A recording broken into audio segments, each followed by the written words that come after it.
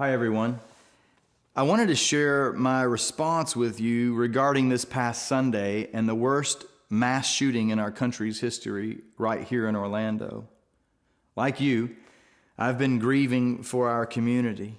I've been processing the events that have unfolded and praying for wisdom and guidance on how we can respond to a broken and hurting community.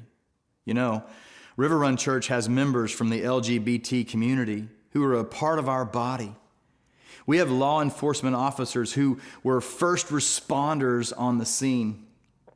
They have seen things that none of us should see in our lifetime. We have a Pulse employee that attends River Run, and one of the heads of security who just gave his life to Christ 2 weeks ago lost 4 friends in the attack. I'm sure there are many more, and we have friends and family and co-workers of those who lost their lives, and they are an integral part of our church family and our community. And we've taken several initial actions as a church body. We've been praying and serving families and friends of those who lost their lives in this tragedy. But we want to walk with those on this long journey of restored hope and healing. When the news stations move on to the next story and when life continues for the rest of the world, we want you to be in prayer for how you can come alongside of us as we do our best to love our neighbors. And if God puts something on your heart as a way to demonstrate the love of Christ, don't just think about it. Do something about it.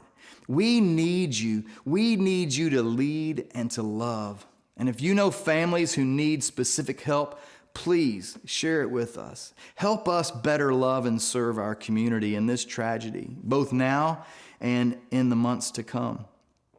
We're going to continue to come alongside families to love and to serve and to demonstrate the grace of Jesus to everyone in our community, regardless of their background, regardless of their gender, regardless of their race or their religious affiliation.